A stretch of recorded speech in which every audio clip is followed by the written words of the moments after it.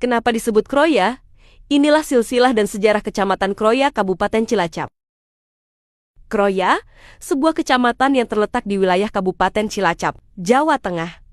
Wilayah ini dikenal sebagai salah satu kecamatan paling berkembang dan menjadi pusat perdagangan utama di bagian timur Kabupaten Cilacap. Letaknya yang strategis membuat Kroya memiliki peran penting dalam pergerakan ekonomi dan mobilitas masyarakat. Salah satu ikon terbesar Kroya adalah Stasiun Kroya, stasiun kereta api besar yang menjadi titik pertemuan jalur lintas selatan dan lintas tengah. Tak heran jika Stasiun Kroya dikenal sebagai salah satu stasiun dengan lalu lintas kereta tersibuk di wilayah selatan Jawa. Namun, sebelum dikenal seperti sekarang, Kroya memiliki perjalanan sejarah yang panjang. Sejarah Kecamatan Kroya tidak bisa dilepaskan dari terbentuknya wilayah Karesidenan Banyumas. Pada masa lampau, Kroya hanyalah sebuah desa kecil yang berada dalam wilayah Kadipaten Wirasaba, sebuah pemerintahan lokal yang berpengaruh di Jawa bagian barat selatan.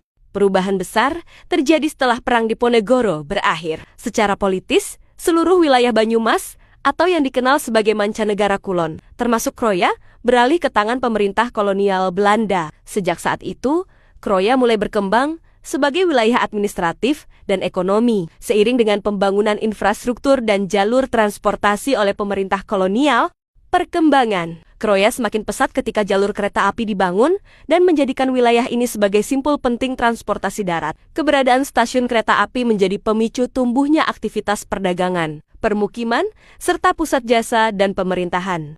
Hingga kini, Kecamatan Kroya dikenal sebagai salah satu pusat pemerintahan dan ekonomi tingkat kecamatan yang paling menonjol di Kabupaten Cilacap. Pasar tradisional, pusat perdagangan, layanan publik, serta fasilitas transportasi menjadikan Kroya sebagai tujuan utama masyarakat dari berbagai daerah sekitar. Secara administratif, Kecamatan Kroya terdiri dari 17 desa, yaitu Ayamalas, Bajing-Bajing Kulon, Buntu, Gentasari, Karangmangu, Karangturi, Kedawung, Kroya, Mergawati, Mujur, Mujur Lor, Pekuncen, Pesanggerahan, Pucung Kidul, Pucung Lor, dan Sikampuh.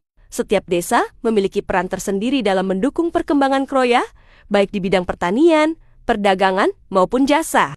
Dari sebuah desa kecil di masa kadipaten, hingga menjadi pusat ekonomi dan transportasi yang vital, Kroya terus bergerak dan berkembang mengikuti zaman.